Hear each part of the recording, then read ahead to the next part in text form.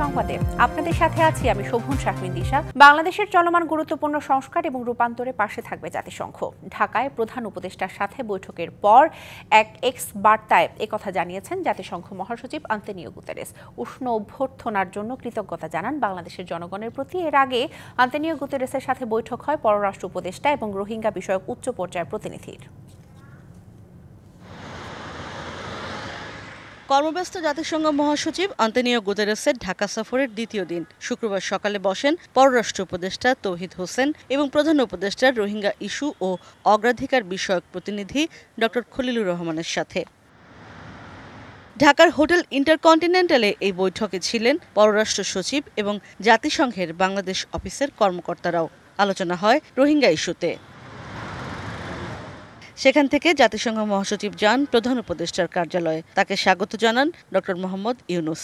সেখানে ঘণ্টাখানেক বৈঠক করেন তারা। এ নিয়ে সামাজিক যোগাযোগ মাধ্যমে এক্স হ্যান্ডেলে গুতেরেস বলেন, বাংলাদেশের চলমান গুরুত্বপূর্ণ সংস্কার ও রূপান্তরে পাশে থাকবে জাতিসংঘ।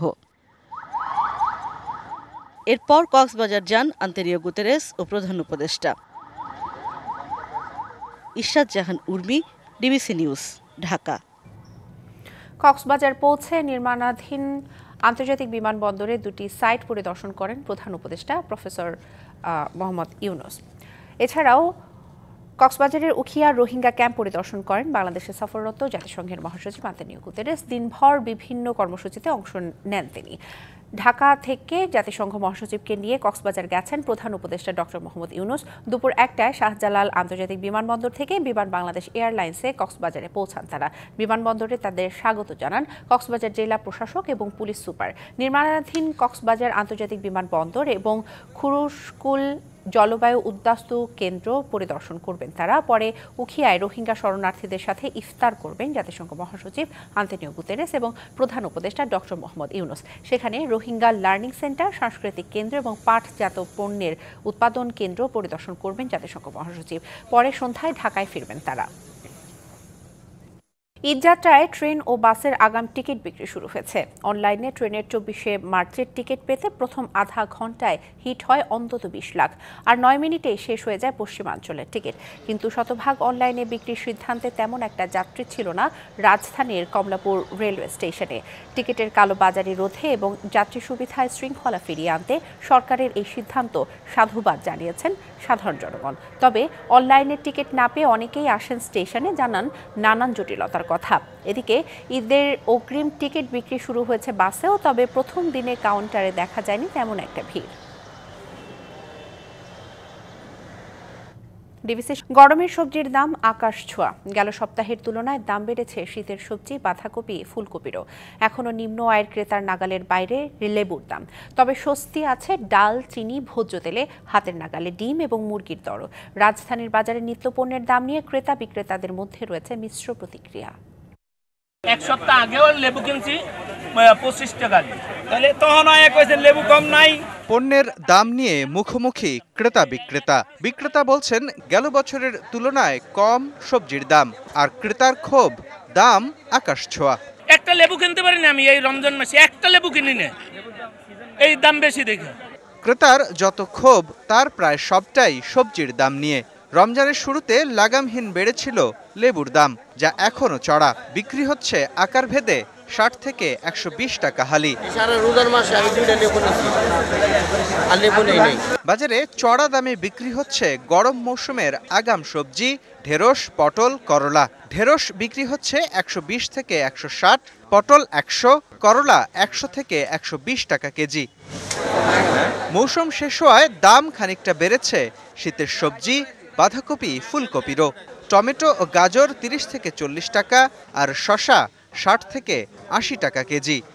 ফুলকপি এগুলো কত 10 টাকায় কিনছি, এই বছরে 10 টাকায় কিনছি। এখন একটা ফুলকপি 50 টাকা। ভেন্ডি আছে কলার দেড়টা লাগে 160 টাকা, আর কারণ বাজারটা 120 টাকা। বেগুন আছে 80 টাকা কেজি। নতুন নামতেছে, এগুলোর দাম এখন অতিরিক্ত বেশি। সবজির দর নিয়ে ক্ষোভ থাকলেও ক্রেতার সন্তুষ্টি আছে ডাল, চিনি, তেলের দাম নিয়ে। গত শুক্রবারের তুলনায় আজকে একটু ইমপ্রুভ হয়েছে, কিছুটা পাওয়া যাচ্ছে এখন সয়াবিন তেল।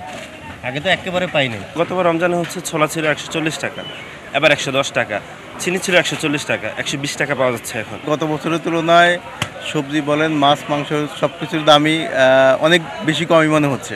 বাজারে গেল সপ্তাহের 120 টাকা ডজন দরেই বিক্রি হচ্ছে ডিম। ব্রয়লার 200 আর সোনালী মুরগি 300 থেকে 330 টাকা কেজি। শুধু যে ডিম মুরগি কম দাম বাজারে তা না, এইবার রোজার মাসে সমস্ত জিনিসপত্রের দাম সহনশীল। এ বাজারে গরুর মাংস মিলছে 700 আর খাসির মাংস 1200 টাকা কেজি দরে। মুস্তফা মাহবুব, ডিবিসি নিউজ, ঢাকা। রাজধানীর গ্রিন রোড এবং ধানমন্ডি ঈদগাহ মসজিদে ঢাকা বিশ্ববিদ্যালয়ের সাবেক উপাচার্য অধ্যাপক মশ আরেফিন সিদ্দিকের 2 দফা জানাজা হয়েছে। বেলা 11টায় গ্রিন রোডে নিজ বাসভবন সংলগ্ন আল আকসা মসজিদে হয় প্রথম জানাজা। এতে অংশ নেন ঢাকা বিশ্ববিদ্যালয়ের উপাচার্য অধ্যাপক ডক্টর নিয়াজ আহমেদ খান সহ সাবেক ও বর্তমান শিক্ষক শিক্ষার্থীরা।